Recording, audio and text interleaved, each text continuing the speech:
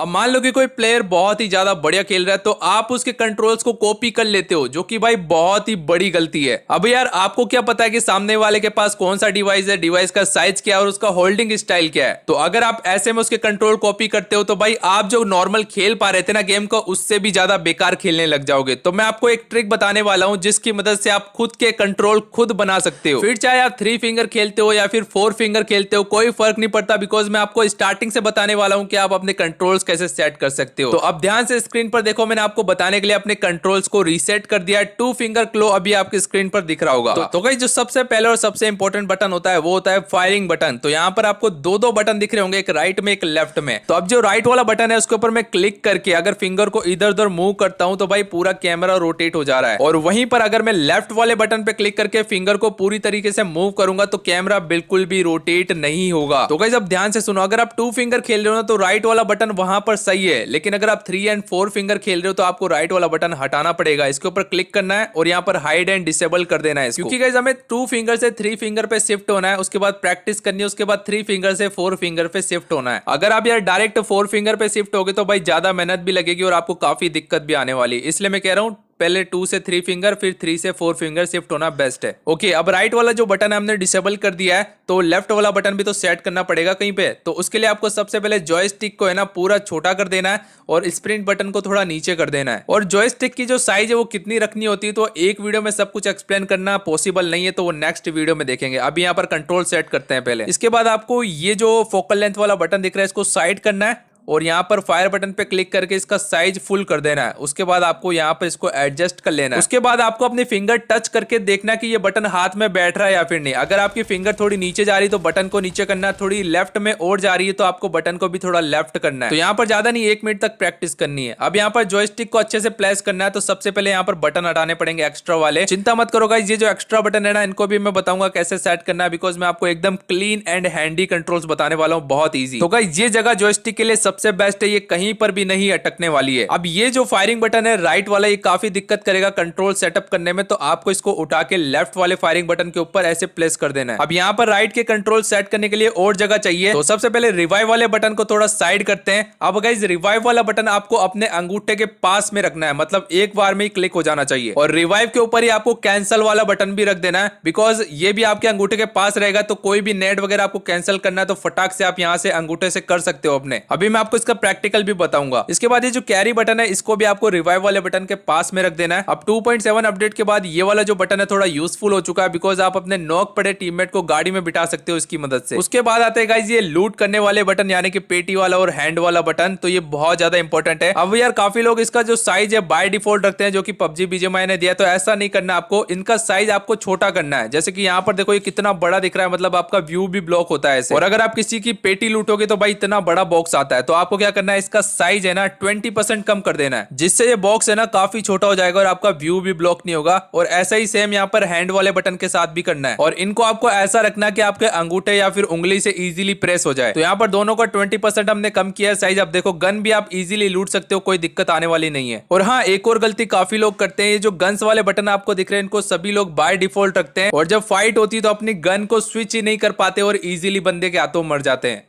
तो उसके लिए गाइज आपको अपने गन्स वाले बटन को या तो अंगूठे के पास या फिर उंगली के पास रखना होगा। तो मैं आपको रख के दिखा रहा हूं। तो मैं तो गाइज ऐसे सेट करता हूं, एचपी बार से थोड़ा सा आगे, और सेकंड वाला गन का जो बटन है वो भी इसके ऊपर लगा देता हूं, और पिस्टल वाला जो बटन है इसके ऊपर लगा देता हूं। तो यार मैं तो इन गन्स वाले बटन को अंगूठे के पास रखता हूं। अंगूठा सबसे फास्ट होता है, मतलब गन स्विच करने में काम आता है। तो देखो कितने फास्ट तरीके से गन स्विच कर पा रहा हूं। अब गाइज गेम के अंदर थोड़े यूजलेस बटन भी होते हैं जो कि आप यूज नहीं करते हो, लेकिन काफी लोग यूज करते हैं। तो मैं देखो साइड वाला बटन यूज नहीं करता, तो मैं इसको साइड में कर देता हूं। उसके बाद ये एम वाला जो बटन है इसको भी मैं यूज नहीं करता हूं, लेकिन फ्यूचर में जरूर यूज करूंगा। अभी इस पे हाथ बैठा हुआ नहीं, तो इसका साइज छोटा करके आपको साइड में कर देना है। ओके गाइस, अब आते हैं यहाँ पर कंज्यूमेबल और थ्रोएबल्स वाले बटन। तो गाइस ये भी इंपॉर्टेंट है। सबसे पहले इनका साइज आपको थोड़ा छोटा करना है, तो अपनी मोबाइल की जो स्क्रीन साइज है उसके हिसाब से आपको छोटा करना है, क्लिक भी होना चाहिए। तो मैं देखो यहाँ पर कंज्यूमेबल और थ्रोएबल्स एक ही जगह पे रखता हूँ, अंगूठे के एकदम पास, मतलब लेफ्ट वाले अंगूठे के पास, जिनसे ये बटन जो है ना एकदम इजी और फास्ट तरीके से क्लिक हो जाते हैं। अब देखो मैंने नेड पे क्लिक किया, तुरंत ही आ गया हाथ में। और कैंसिल वाला बटन भी मैंने बिल्कुल पास में रखा है, अंगूठे के पास में एकदम, तो कैंसिल बटन भी मैं इजीली प्रेस कर सकता हूँ।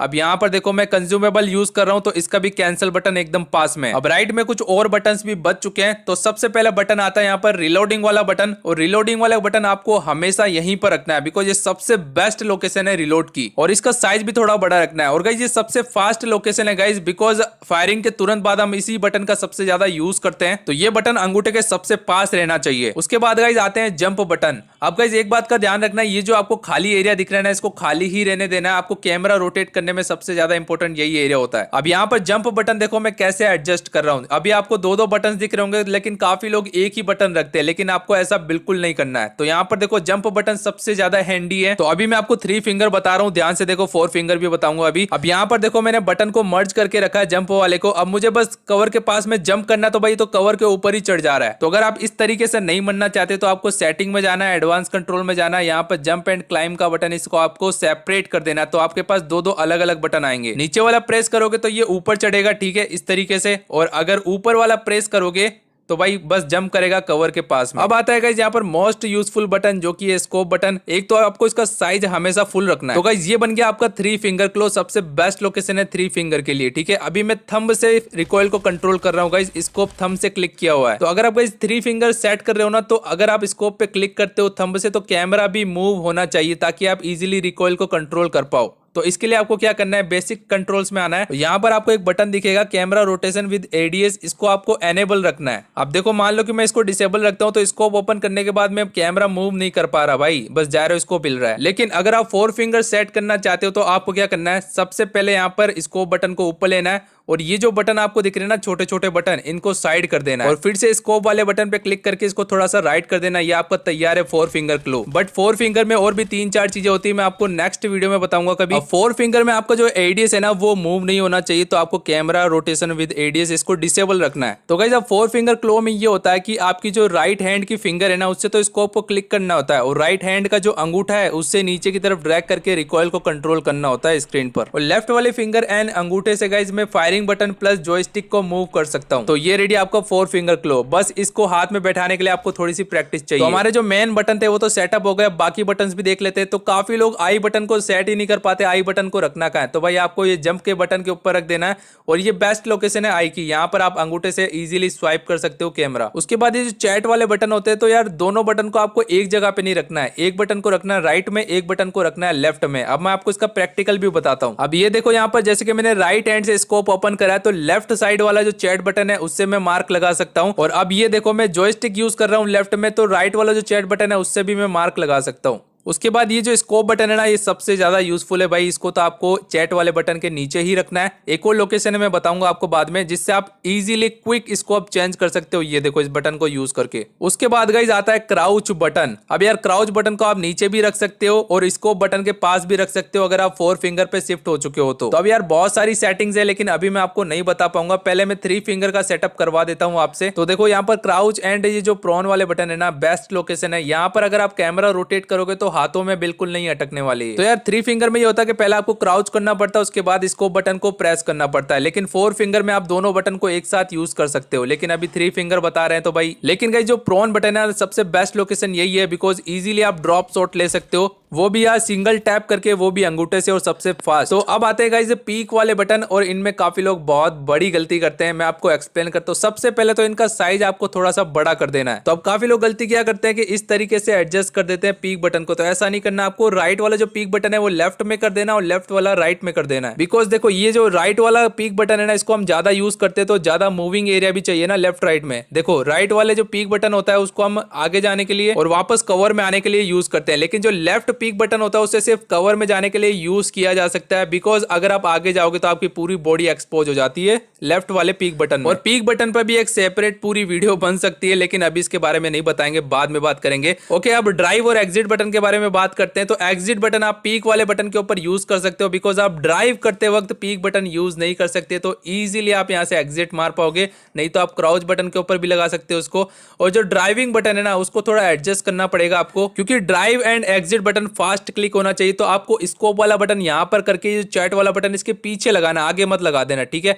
और ड्राइव वाले बटन को थोड़ा ऊपर कर दो इसके। तो गाइस ये सबसे फास्ट कंट्रोल है ड्राइव एंड एग्जिट बटन के। तो अगर आप अपने हिसाब से एडजस्ट करना चाहते हो तो कर सकते हो, कोई दिक्कत वाली बात नहीं है। अब आता है गाइस एफपीपी बटन। तो यार इसको यूजलेस समझते हैं लेकिन यूजफुल है गाइस, इसके बारे में मैंने आपको पहले भी बताया था। तो इस बटन को आप गन के ऊपर इस तरीके से लगा सकते हो, बिकॉज गाइस जो ज्यादातर बटन्स होते हैं ना 3 फिंगर के अंदर, वो थंब के नीचे होना चाहिए अगर आपको फास्ट क्लिक करना है उसके ऊपर। तो अब गाइस एक लास्ट बटन बचा हुआ है जो कि है फोकल लेंथ एडजस्टमेंट। तो इसको आपको सबसे पहले थोड़ा छोटा करना है और यहाँ पर स्प्रिंट वाला जो बटन है इसके पास में लगा देना है। तो ये बिल्कुल भी नहीं अटकने वाला, अगर आप कोई और बटन प्रेस करोगे तो नहीं आएगा, बिकॉज जब तक आप स्कोप ओपन नहीं करते ये बटन आपको शो ही नहीं होता है। तो गाइस ये रेडी हो चुका है 3 फिंगर क्लो, और 4 फिंगर क्लो भी मैंने आपको बता दिया कैसे सेट करना है। अब सबसे इंपॉर्टेंट आपको इस कंट्रोल के ऊपर प्रैक्टिस करनी पड़ेगी गाइस, ज्यादा नहीं गाइस, आपको 5 मिनट तक बस अटपटा लगेगा, उसके बाद आपके हाथ में ये कंट्रोल बैठ जाएंगे। उसके बाद आप इनकी ट्रांसपेरेंसी सारे बटन्स की कम करके इजीली आप इन बटन्स में खेल सकते हो। और यार ये देखो सेट होने के बाद कुछ इस टाइप से लगेंगे, कितने नीट एंड क्लीन है गाइस। और गाइस जरूरी नहीं है कि जैसे मैंने कंट्रोल सेट किए वैसे ही आप भी सेट करो, आप अपने हिसाब से भी थोड़ा इधर उधर कर सकते हो। तो अगर आपको ये वीडियो अच्छा लगा तो जल्दी से लाइक कर दो। मिलते हैं नेक्स्ट वीडियो में, बाय।